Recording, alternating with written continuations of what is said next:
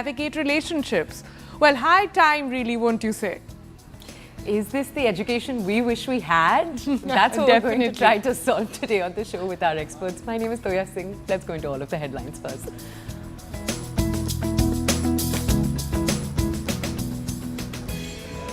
Delhi University teaches breakups before they break you. Relationships get a reality check on campus. Delhi University putting ghosting and gaslighting on syllabus. Students now to study red flags in relationship and course that takes the romance out of actually just novels and movies. Course on toxic love, ghosting, jealousy in class, where the new generation is going to be taught about how not to fall apart in love.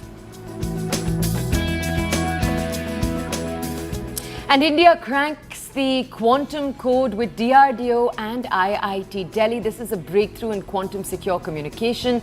Free space quantum secure communication. We take you into what that means and why it's revolutionary.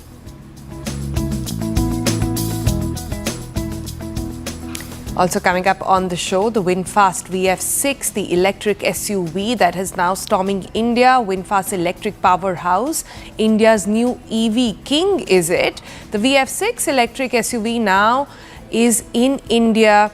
What exactly will be the future of mobility here? We bring you an overdrive verdict.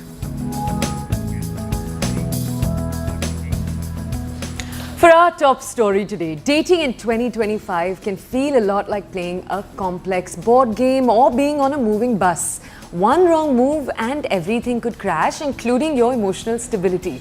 You have terms like ghosting, breadcrumbing, love bombing, and Gen Z is very, very familiar with that lingo. So, Delhi University's got a new pitch. If you're going to suffer through heartbreak, you might as well get 4 credits for it. What we're talking about is that starting this academic year, DU is offering an elective course. It's titled Negotiating Intimate Relationships. No, it's not just a dating boot camp if that's what you're thinking. It's a full-fledged academic paper designed to teach students how to decode modern relationships, navigate emotional chaos, and most importantly, spot the difference between a partner and a walking red flag. Now, the curriculum doesn't play it safe. Students will analyze toxic love in Bollywood films, debate the psychology behind ghosting, and even use Sternberg's triangular theory of love to assess relationship dynamics. You're basically studying love a way we've been studying war, through patterns, through trauma, and the aftermath. But behind the fun and the filmy packaging lies this very serious goal to actually address the rising emotional stress, partner violence, and mental health breakdowns linked to toxic relationships on campus and outside of it as well.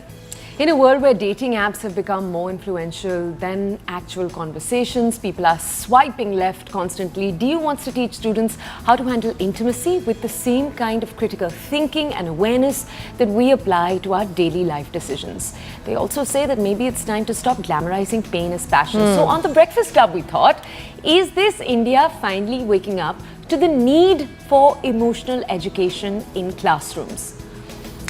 So how many of us actually know how to handle love or conflict or emotional chaos without spiraling, and what does Gen Z really think about it?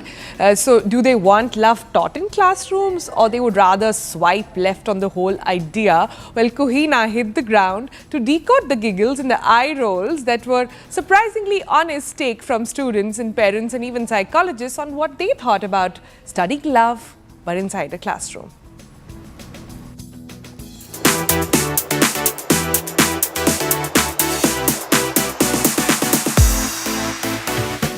Well, he ghosted me, she's too clingy. We don't talk like we used to. Sounds very familiar, right? Well, from school corridors to campus hostels and DMs, modern love is getting complicated with each day. But what if it was actually taught? Welcome to Delhi University's latest course for the Gen Zs, Negotiating Intimate Relationships. Yup, love is now officially on the syllabus. Now, starting academic year 2025 and 2026, DU's psychology department is rolling out a 4-credit elective course that dives deep into the universe of modern relationships. Now think, love in the age of reels, replies, and emotional ghosting. So why do we need this course exactly? Well, let's try and break down the entire structure and modules. Module 1 lays the groundwork. It'll break down how friendships form, evolve, and often cross over into the romantic relationships. You'll learn what connection really means beyond the streaks and snap replies. I think it's a welcome move in a sense that we do understand that nowadays these youngsters undergo really harrowing time when it comes to navigating, negotiating personal relationships. Next, you'll be learning what is love really. हमें कोई course की जरूरत नहीं है, हम माँ के पेट से सीख के आए हैं, ठीक है? No, not the Bollywood version, but from Sternberg's triangular theory to how attraction and compatibility work together. This module explores love with science and not just the serotonin level. Now, what next you learn is the most crucial part of it, spotting the red flags, whether it's passive control, guilt tripping, or actual abuse. This module teaches you how to recognize the emotional danger signs early and probably walk away quickly. Well, you won't just be reading theories in this course, you will be living them. From movie analysis to dating app debates to decoding how likes and shares are largely messing up with our minds these days. This is Love, the academic edition. So do we really need a course in love? Well, the answer is yes, if it also helps even a single student to walk away from maybe a manipulative relationship or helps them build better friendships. From Tinder to textbooks, is this the curriculum of the future? Well, it is up for more discussion and debate with Toya and Sonal back in the studio. All right, to break this story down into far more nuance, our first guest, Dr. Latika Gupta, the professor at the Department of Education at the University of Delhi. She's been a fierce voice for this course and she joins us this morning. Dr. Gupta, thank you for joining us here on The Breakfast Club. Ma'am, can we come to you first just to ask you a little bit about Ab Kyun? So different colleges around the world, different universities around the world have had courses where they've decided that let's teach students how to navigate relationships. Prominent universities, Harvard, Yale, Columbia, have all done similar modules. I want to understand from you, ma'am, why did you think it was now, 2025, that this was necessary? Because Delhi University and many other universities are switching from 3-year to 4-year programs. And some of this gives an opportunity to accommodate some of the recent knowledge that has kind of developed in the field. Yeah. And the psychology of relationships is basically psychology of mind, Right. which is a very old field. It kind of falls in social psychology, or you would say applied psychology too. So before we get too excited, I must warn that it's too late and it's too little. I was just going through your introductory note that it mentioned dating apps. And dating apps or apps which give you unreal kind of appearance to the world, like Snapchats and Instagram. All of these are part of not just college youth, but very old people, rural areas, urban areas, small towns, everywhere. And so relationships are going through a much deeper crisis. And it's an attempt to analyze how mind functions, how we think, how our thoughts, ideas, aspirations get navigated or get manipulated. So it's a very, I would say, a modest beginning that this course that Delhi University makes. And actually these courses need to be introduced, revised, re-looked at quite often, after regular intervals. You must also note some things that, since you mentioned Harvard, Columbia, you could have seen courses taught in Manchester, that there are several things that are not being taught in Delhi University's program, which also comes along with this side of relationships, that you make a relationship without really meeting a person.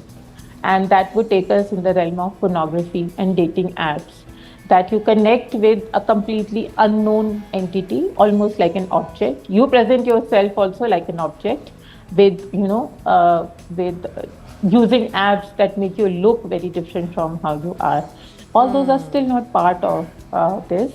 And a good feminist critique of how these relationship formats are covered in the same misogyny or same patriarchal format still.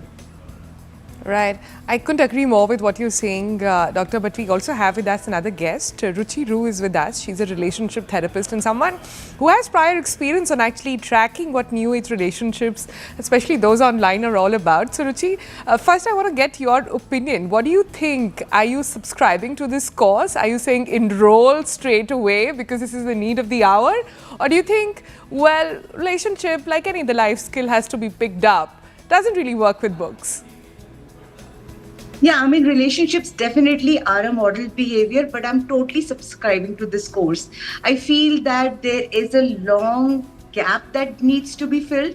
I get clients who constantly ask me that, Ruchi, wish, this was taught in school or wish it was taught in college, because there is a gap. We don't know how to handle relationships. Also, it's rapidly changing. The whole relationship landscape is changing. We need courses like this to fill the gap. Awesome. All right. So that's an all-out sort of advocation Yes. from you there, Ruchi. It's awesome when we have both speakers agreeing that this is necessary. At least that we've established. Let's go back to Dr. Gupta though to ask her more here. Dr. Gupta, when we were in school and sex education was a thing, I remember in class, 10, class 11, sitting down with the books that were there to study and unfortunately feeling like they were woefully inadequate at different points. Everything the books were teaching us, we already knew in some way or form. It was important to have those discussions. I'm in no way taking away from that. But I am saying that it almost felt like they were telling us A, B, C, and we already knew A to maybe G or A to maybe F. So I just want to ask you, when you were deciding what should go in the books, because you've made the point that a lot of what you wished had not gone in or has not gone in, a lot of the complexity you wanted to bring in has not gone in. But what has been achieved? Can you walk us through that and how that was thought through?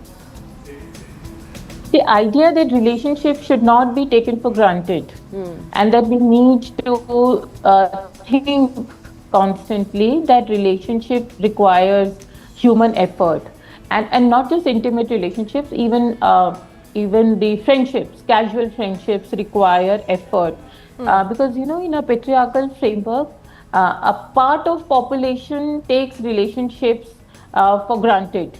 And they become a model of unequal serving, that half of the population serves the other half. And relationships require equality. So in that sense, it's nothing new. It's also an assertion of equality, which is getting expressed in the domain of relationships. And that's what psychology does. How mind functions of an individual in individual settings, intimate settings, or in collective settings.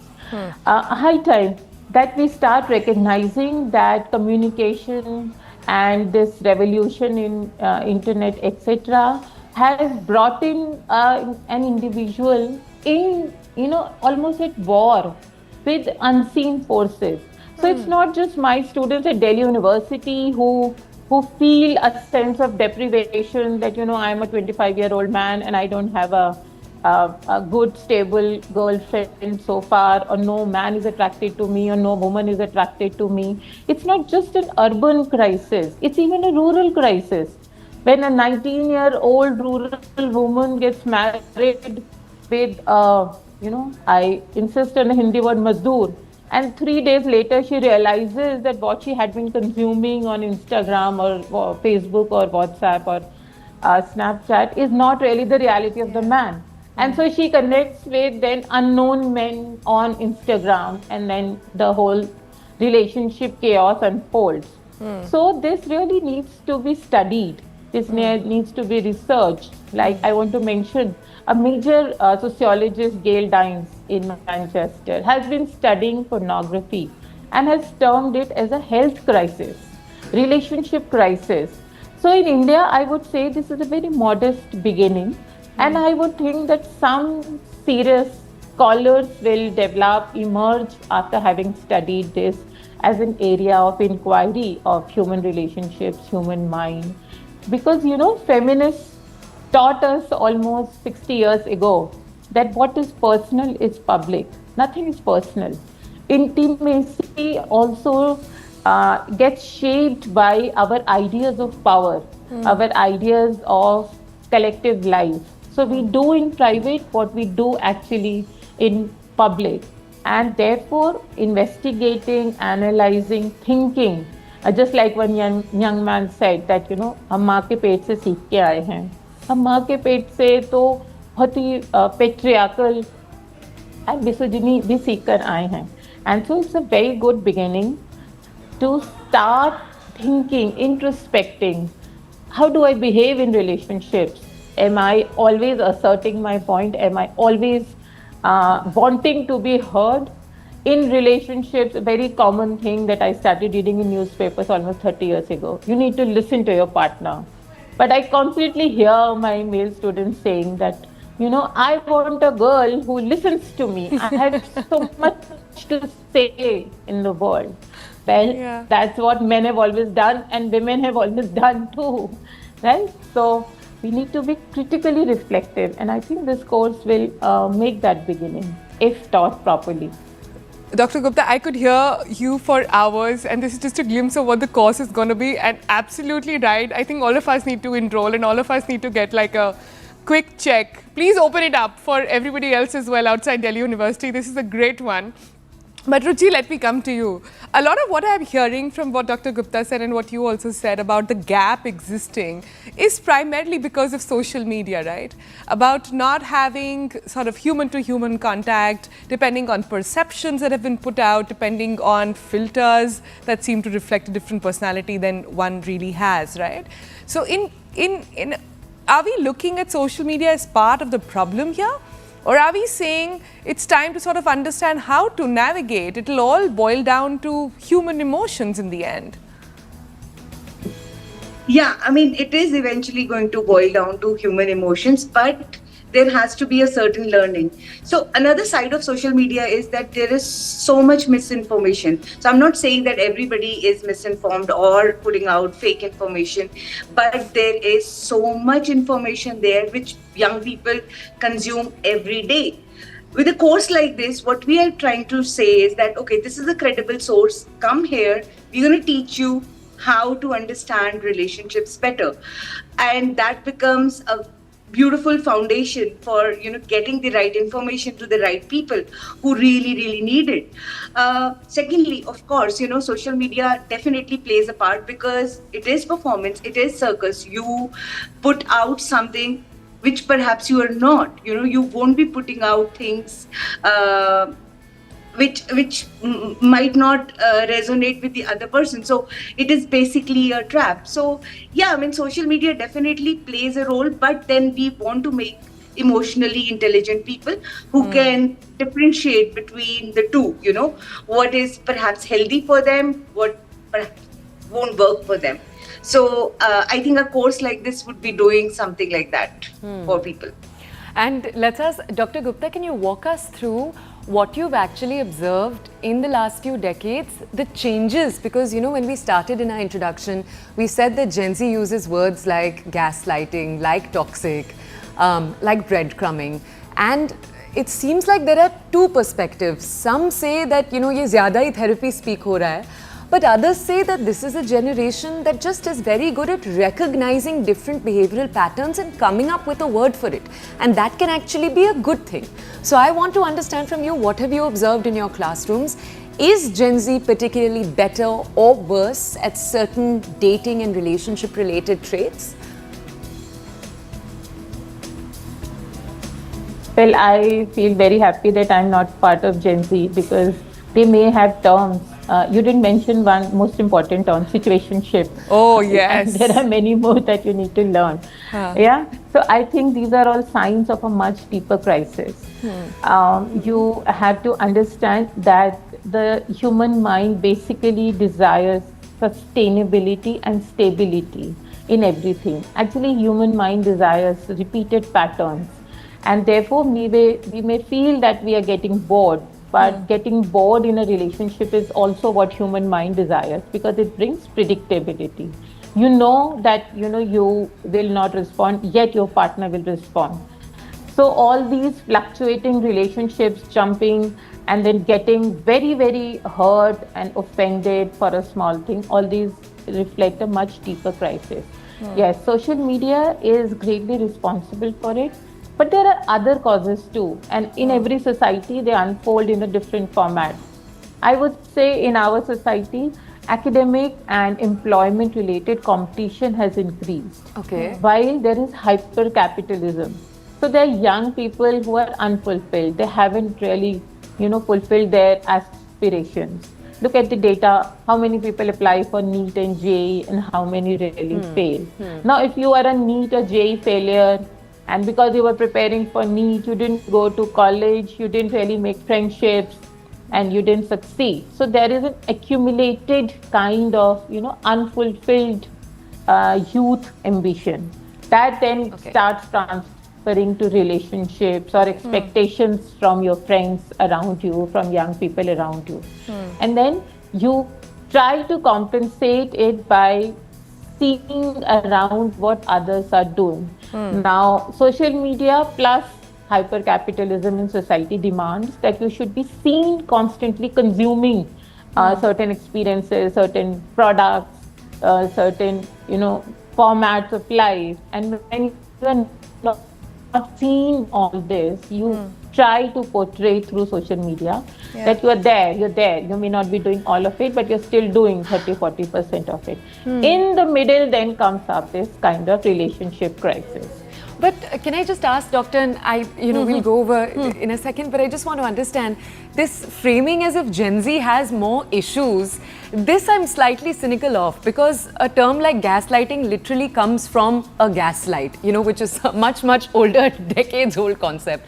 Toxic, we know toxic relationships have existed for decades in Bollywood cinema. We've been showing them for decades. Maybe it's only now that we have a word for it. But talking about that, can I add that Dr. Gupta did speak of several reasons why this exists. Yeah, now more. But I think one perhaps reason is also role models, or perhaps the lack of it. The fact that we have glorified Bollywood so long as being the only source of how people behave in love or in life, or the fact that we have families which are perhaps not being able to set the right standards, isn't that also part of major problem? Quick word from Ruchi. I want Dr. Gupta's word on this as well. Ruchi? Yeah, see, I mean, romanticism happened and literature happened, and then, it seeped into the popular media, like, your web series, your movies. So, we actually practically grew up, watching that. And it did not seem so toxic at that time. Even if you pick up an old movie, I was watching a very, very old movie and I was like, oh my God, this would be so toxic right now if a man did that to a woman right now. But you see, we are, as human beings, we are always evolving and we are always finding new terms. So I don't see it. It's the need of the hour. Let's put it that way. If I lived in that era, maybe it would have been all right to sort of tolerate that, or tolerate that kind of relationship. But today, the way we are going and the way people are losing their empathy, it's so important for people to be educated about these. So it's not a new form thing. It's just that we are more aware. We see these unhealthy patterns, and obviously Gen Z is very quick with their vocabulary and they name everything, which is, I think, brilliant. We need that. Yeah, Dr. Gupta, your bit on lack of role models, both at home and perhaps outside? Both. I actually also want to come to vocabulary. Sometimes wrong vocabulary misleads you. So saying that I'm in a situationship or breadcrumbing doesn't let you see your reality. And you kind of start lying to yourself. And yes, there is definitely a major social crisis. No wonder the man, Shah Rukh Khan, who sold love to us for 2 decades is now selling us violence, right? So there is definitely a hyper-consumption culture in our society. And we, because of largely social media, we are becoming more and more impatient with ourselves. We want everything very quickly. We do not want to pursue our love interest. We do not want to invest our efforts and energy and ideas to retain that love instant interest. gratification. And therefore, we want very quick. Yes, and that is also shaping the family ethos. Within family, there is definitely impatience in terms of, you quickly start earning, you quickly get into this responsibility, that responsibility, you start performing. So performatory culture and impatience impatience with everything. That is what is shaping a lot of it. Whatever terms you may call, basically these are inabilities to sustain your relationship. And I really restrain myself from appreciating Gen Z for their, indulgence in this kind of terms and vocabulary. I think I come from a different sort of maybe belief. I believe they're more emotionally aware. I feel like Devdas is such a good example of a toxic lover, for example. They're scattered through our Bollywood film history over the last few decades.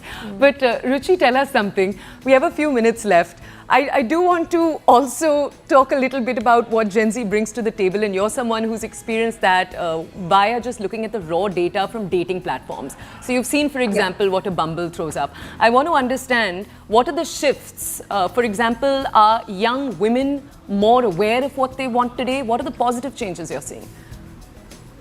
Yeah, I mean, definitely women are more aware, they're more opinionated, they exactly know what they want.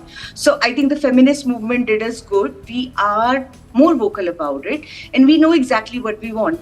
See, I mean, because I have seen a few generations and I know exactly from where I started. And, people around me, women around me could not say no.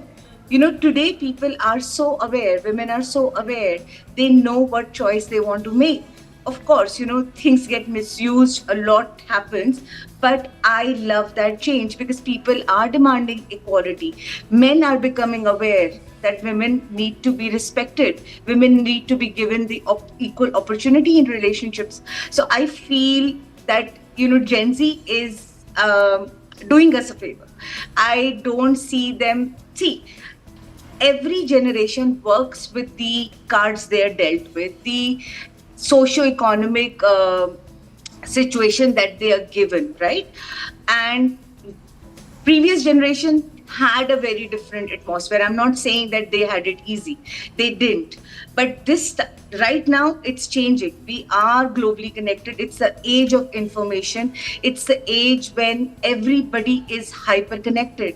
So they are making the best of what they have. And I feel they are very emotionally intelligent. I have a Gen Z at home. So I understand, they are more aware. So I am all in for the generation. I'm rooting for this generation. I feel they are sort of going... Say, this show is not about whether Gen Z or not has it or has cracked it or not. It's not about whether or not they need help. It's about just establishing that regardless of the generation that you come from, and perhaps not so much about just looking at it from a feminist lens as well, it's about tolerance, it's about investing in relationships, it's about having the patience and the intelligence, the emotional intelligence to stick on. I think that's what we're all fighting towards, and that's regardless of the generation that we go by. I'm afraid that's all the time we have, but this has been lovely. Thank you both for joining us, and good luck to Dr. Gupta and many like her who are going to be facing not so kind hosts and will have a lot of opinions floating around in the classroom. So good luck to you. Yeah. And let's connect again to see how this course is actually going to go and who all enroll. I'm very curious to see the gender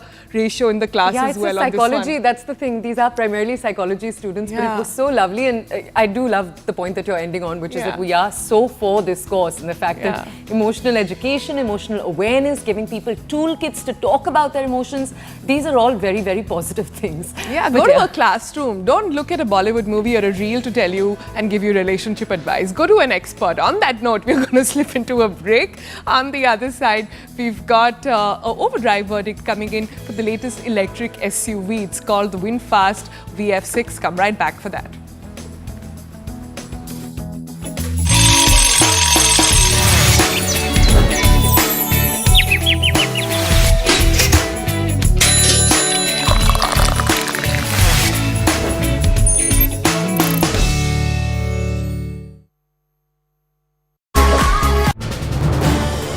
This is News 18 Network.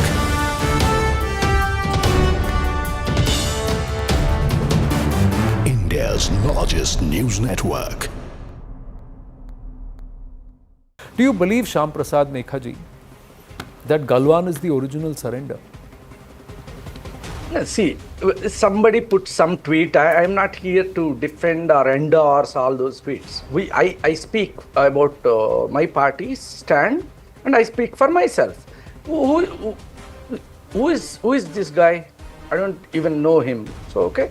So we pick up something from the social media. We pick up some photograph with some big leaders, and make a huge issue out of it. Don't be childish. We need to grow up. So that's the one issue. Second, so about, again, this is also a similar issue, like the garlanding thing. Come on, you know better than that. You know better than that. If we want to do a drama, there are people who does the drama, there are people who does it honestly. Okay, so it's not about, okay, while putting the flowers, one hand is where, one hand is where. What kind of political discourse we are doing? We should be talking about our issues. Let's do politics. Let's do that discourse on the political issues. Whose image is better? Who shall we trust? So what do you mean to say? People should not trust anybody from Congress? That's not the question. We trust everybody. We trust Indians. We trust Indian system. That's the premise on which we operate. So that's the premise which you are trying to tear down into pieces. Okay, Shyamprasad Nekhaji, the question is, whom should the people of Bharat trust, public trust, with respect to furthering Bharat's interests? Now, every other Indian. Okay, I didn't interrupt you. Yeah. May I complete? Then I'll go to the other panelists also. Actions speak louder than words. A picture speaks 1,000 words. Now, these pictures say something. Actions, attitude, approach mean something. The other aspect you totally moved away. The aspect of brazen political appeasement and accepting the support of a party that was hailing and celebrating Ajmal Kasab along with the others. How does that escape? How can somebody, an entity which is endorsing all this, does not bother? This person who you said is some random person has Rahul Gandhi's picture there on his profile picture and claims to be a very serious party worker. He hails from the Andhra region, Andhra Telangana region, and he has put that. There is no clarification, no admonition from a party, which is something which is concerning. This despite the BJP's IT cell chief raising this up and highlighting it. So, for a party leader whose media cell chief knows every single detail of where the Prime Minister is, which country he is, where he's touched down, where he's landed, and there is an opinion of that which is said, when this is put out, how did it escape notice? Is a question. Or did it not matter? That's why these questions have been asked. Charu Pragya, do you agree with Shyamprasad Meka? Much ado about nothing. Very Shakespearean in his attitude. You're on mute, Charu Pragya. My apologies, Anand. Good evening. We are very democratic. We don't suppress anybody's voice. Please go ahead. Absolutely. Good evening. Namaste to everyone. Now, the issue here is, and the problem here is that even after 21 years in public life, if Rahul Gandhi cannot even manage to garland a national hero with respect, something's really wrong with him and with the Congress party for not pulling him from the position he's been enjoying. Because of what? Dynasty? Nothing else. And every time Modi ji travels abroad, Congress suffers.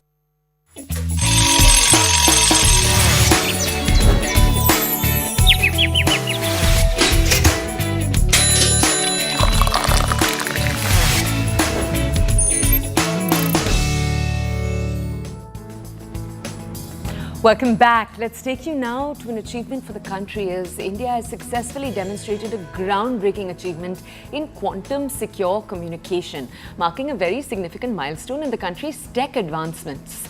The Defence Research and Development Organization, DRDO, and IIT Delhi, they've collaborated to achieve quantum entanglement-based free space quantum secure communication, quite a mouthful, over a distance of more than 1 kilometer.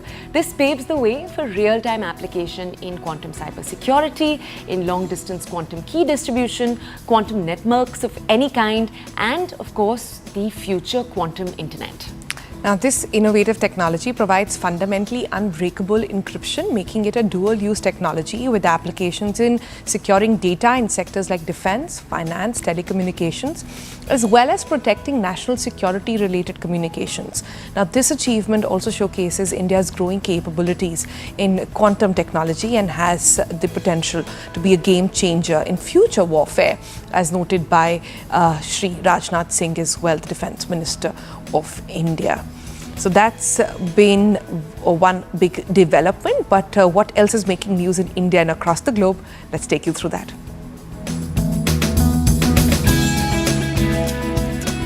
Janelia Deshmukh has opened up about juggling professional commitments and motherhood, even as Deepika Padukone's controversial exit from The Spirit has reignited the conversation around work-life balance in the industry.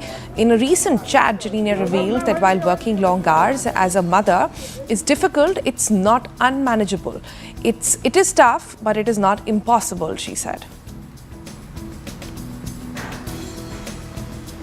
And then reunion rumors with Samantha Ruth Prabhu and Naga Chaitanya seemingly doing the rounds. Obviously not a romantic one, it's a promotional reunion. Fans are buzzing as Ye Maya Chisave, their 2010 romantic debut, is set for re-release on July 18th, 2025.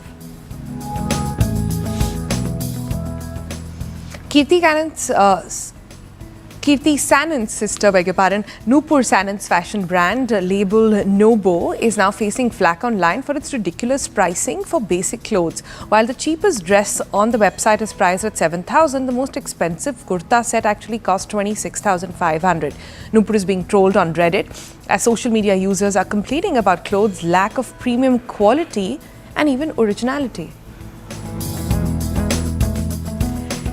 Head coach Gautam Gambhir all set to rejoin the Indian team in Leeds today, 3 days ahead of the first test in a 5-match series against England. Gambhir is expected to link up with the squad in the same day, and he's returned home to be with his mother, or he had rather returned home to be with his mother, who was hospitalized after suffering a heart attack a few days ago. But we are learning that her condition has improved. The final day of the intra-squad match, which was scheduled from 14th to 17th this month itself, was called off after team management expressed satisfaction with the match simulations, thereby granting the players an additional day's rest.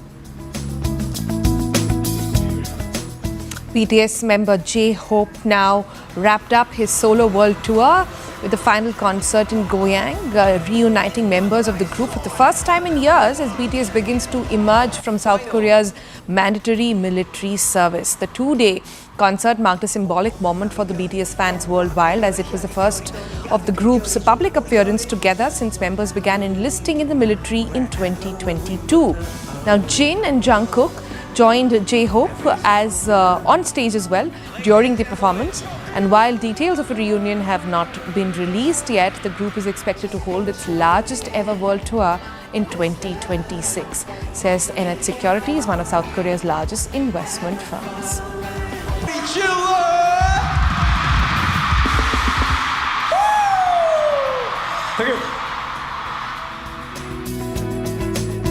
And let's move on with his pristine white gleaming coat in the Mediterranean sun. You're looking at a young little boy. He's got a Velcro life vest strapped across his chest and sunblock slathered on his long nose. Nilo cut an unusual figure as he jumped into the water to practice with his handler in Spain. Generally, Spanish canine beach rescue squads are populated by Labradors and Newfoundlands. But this summer, what you're looking at is a 2-year-old good boy. It's a standard poodle. He's a standard poodle, and he'll become a rare example of his breed and its own set of unique skills. Nilo and 4 other Labradors are on the squad, and they're supporting their human handlers in towing drowning victims back to shores in this particular beach in the Spanish city of Torrox, where they are based. And Poodle's the most intelligent breed of all, and this just goes on to prove that. But let's move on from poodles to baby poop. Could baby poop and fungi actually work together to tackle landfill waste? Well, that's the idea behind a new product launched by an Austin, Texas startup that sells disposable diapers paired with fungi intended to break down plastic. Here's a report if you don't believe the words. Could baby poop and fungi team up to tackle landfill wastes? That's the idea behind a new biodegradable diaper innovation. This end product is just digested plastics and essentially earth. The Texas-based startup Hero Technologies has launched a new product pairing disposable diapers with fungi intended to break down plastic. At the company's Austin office, co-founder Miki Agrawal explains how the micro-digestible diaper works. Inside this little pouch are little friendly fungi that are sleeping inside.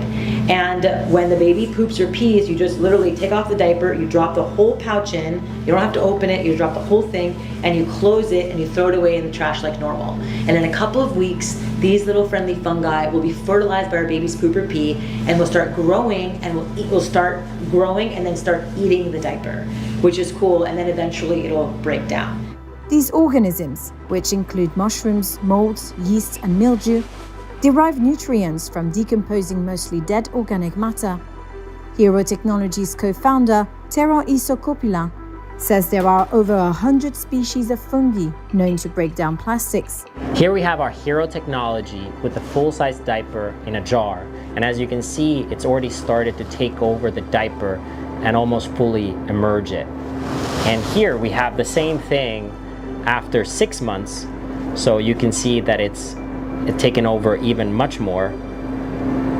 Here we're seeing the diaper being digested, but you can see that the piece of the diaper, sometimes referred to as the ear, with the Velcro piece, is usually one of the last parts to get digested.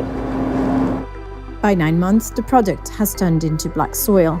Essentially, all plastic is made out of fossil fuels. All fossil fuels is dead trees and animals. And many moons ago, fungi evolved to break down trees. Especially this hard to break down compound in trees called lignin, which is carbon backbone, is very similar to the carbon backbone of plastics, because essentially they're made out of the same thing. While the initial results are promising, the company says it still needs to study how the diaper decomposes in real-world conditions. Looking ahead, they plan to expand the use of plastic-eating fungi to other waste-heavy products like adult diapers and feminine care items. All right, let's move on from that and bring you some news from Overdrive now. VinFast's highly anticipated VF6 electric SUV is all set to make its debut. It promises to change the country's EV landscape with sleek design, advanced features and impressive performance. But the question that we always ask is whether it will live up to the hype and really become a game changer in the Indian market. And to tell you that, this is the Overdrive verdict. Take a look.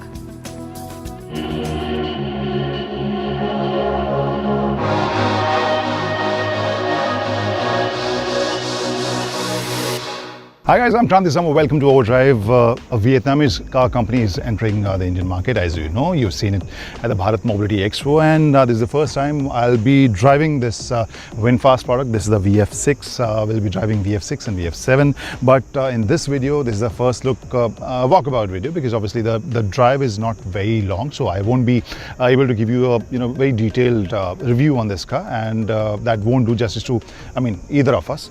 And that's why let's focus on the looks and some of the bits which I recorded during this short drive. So first of all, looks. If you look at this DRL, this is what you'll see in all the VinFast cars. This white DRL or LED strip which meets at the center with the VinFast logo at the center. Then you have this nice headlamp cluster which has this air dam as well. So this looks pretty cool. Overall, feels compact, feels modern, and take a look at the tires.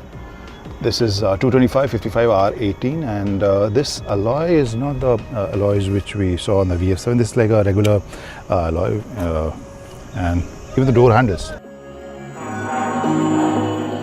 Now take a look at the interiors of this VF6. This is electrically adjustable driver's seat. You don't have MID over here. You have HUD display, and this steering wheel which can be adjusted for height and reach, and this has lots of features and controls. Nice metallic highlights at the bottom. This infotainment screen which is big screen, and 1/3 has all the information which you generally see on the MID.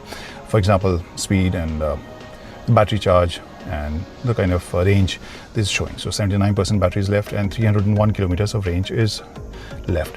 Then you can control many features, including the ORVMs, from this screen only.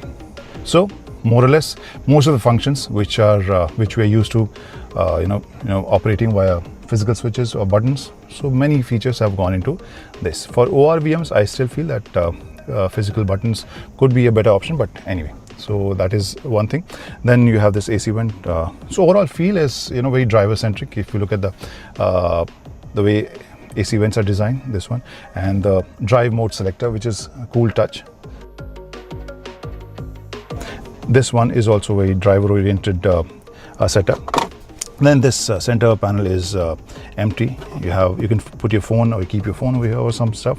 Then you have two bottle holders, glass holders, and infotainment volume controls, etc. Armrest. And then you have two Type A charging ports and 12 volt power point. So this is the first row of VF6. The passenger side or co-driver side is not powered. This is manually adjusted.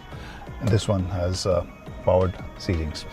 You can look at this P, which basically means this is what the information you'll get: ADAS, drive mode, and battery charge. Now the second row of VF6, which just adequate for two passengers, I guess. It's not very spacious, but yeah, for two passengers, I think this is comfortable. Average Indian height passengers, I think 3 would be okay, but again, not very spacious. You have this, then you have this moonroof, which is almost the whole roof is glass roof only.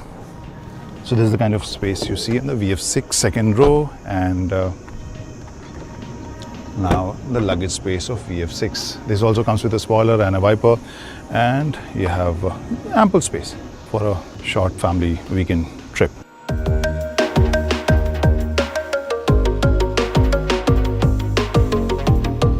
So guys, this is the VF6, which is more of a family-oriented vehicle in this whole portfolio, I guess. And this is fitted with 60 kilowatt hour battery. The power output is around 200 PS. Right now we are on this VinFast test track where there's a speed limit, so we won't be going that fast. But this, the ride quality right now, I can tell you that this feels pretty composed, quiet and refined. I'll just make some random turns here, or just to understand what kind of control I see, or what kind of agility I can feel in this car.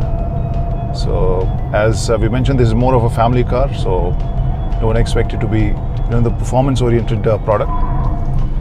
So I can feel proper body roll, and again, so guys, the VF6, 0 to 100, 3, 2, 1, and go.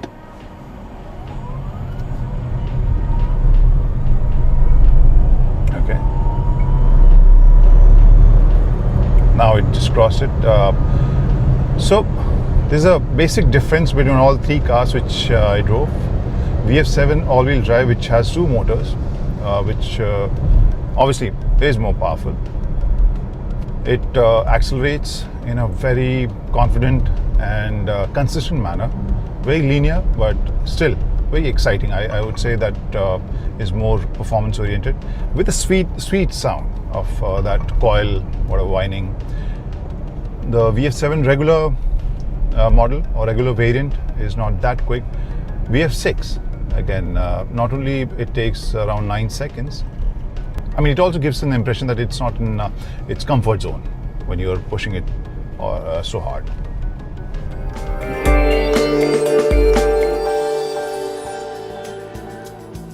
All right, next we bring you to a special segment on financial markets powered by Money Control Pro, Money Control's premium destination for investing and business insights. Let's see how markets are pegged to open this Tuesday morning. GIFT Nifty indicates a muted opening for the Indian stock markets. Rising tension in the Middle East continue to weigh in on investor sentiment. Gold prices rise on safe haven appeal and geopolitical tensions, while crude oil edge higher on fears of supply disruption from Iran.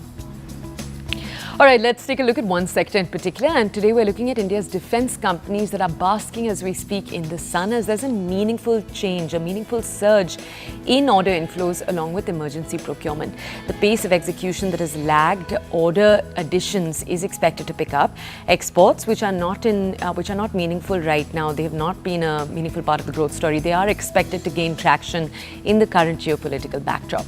You can log into Money Control Pro to find out more about the defense exports and the sector in general as a whole, along with other actionable insights on the market. It's the premier destination for all investing views and financial insights that you're ever going to need. Brought to you by Money Control.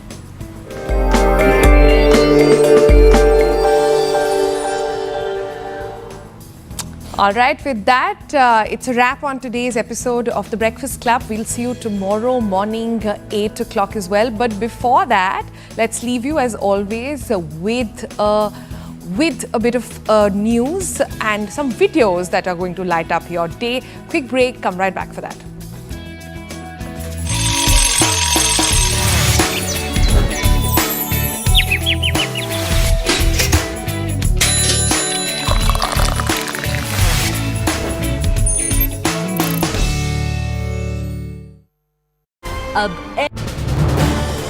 This is News 18 Network.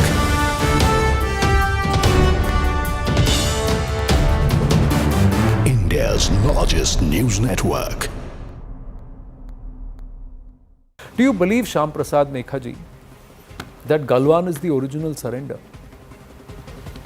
See, somebody put some tweet. I'm not here to defend or endorse all those tweets. I speak about my party's stand, and I speak for myself. Who is this guy? I don't even know him. So okay. So we pick up something from the social media. We pick up some photograph with some big leaders, and make a huge issue out of it. Don't be childish. We need to grow up. So that's the one issue. Second, so about, again, this is also a similar issue, like the garlanding thing. Come on, you know better than that. You know better than that. If we want to do a drama, there are people who does the drama, there are people who does it honestly. Okay, so it's not about, okay, while putting the flowers, one hand is where, one hand is where. What kind of political discourse we are doing?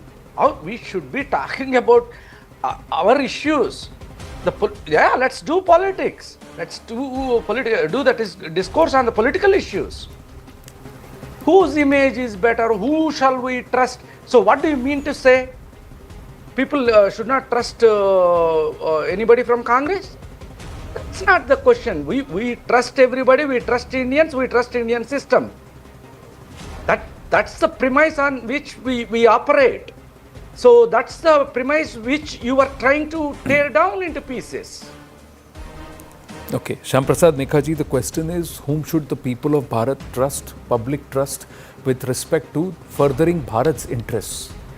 Now, every other Indian. Okay, I didn't interrupt you. Yeah. May I complete? Then I'll go to the other panelists also. Actions speak louder than words. A picture speaks 1,000 words. Now, these pictures say something. Actions, attitude, approach mean something. The other aspect you totally moved away. The aspect of brazen political appeasement and accepting the support of a party that was...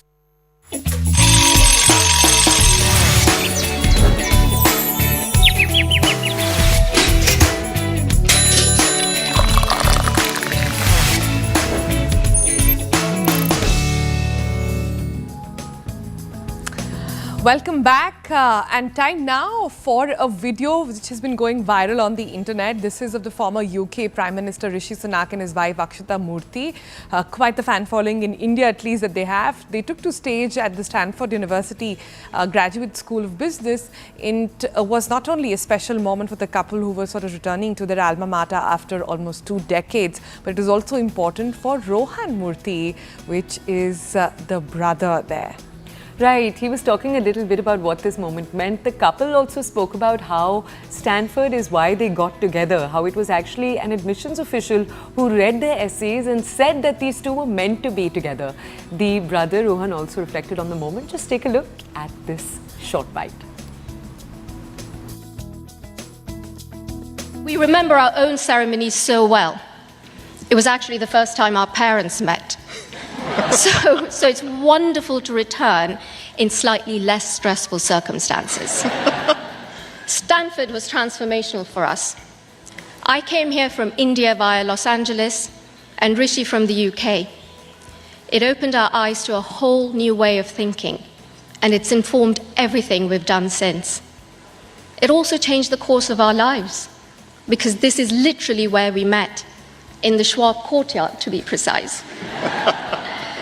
Now, who needs admissions algorithms when, as our then admissions director, Derek Bolton, who's here with us today, has since told us he could see we were meant to be together before we had even met, just from reading our admissions essays alone. So thank you, Stanford. 20 years and 2 daughters later, forget about being the best business school in the world, you're an even better matchmaking service.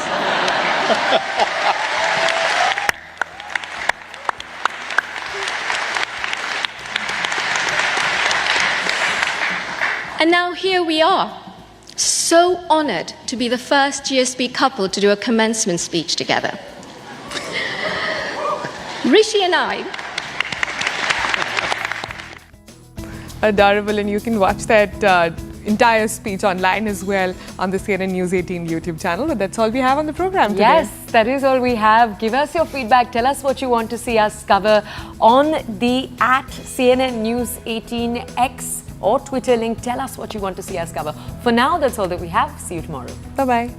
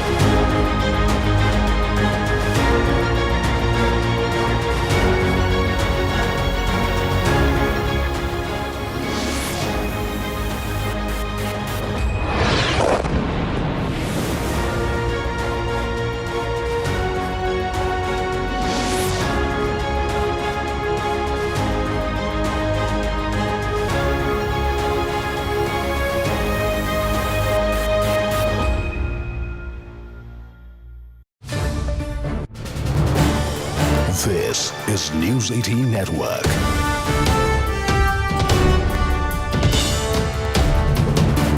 India's largest news network. Do you believe, Shyam Prasad Mekhaji, that Galwan is the original surrender? See, somebody put some tweet. I am not here to defend or endorse all those tweets. I speak about my party's stand, and I speak for myself. Who is this guy? I don't even know him. So okay.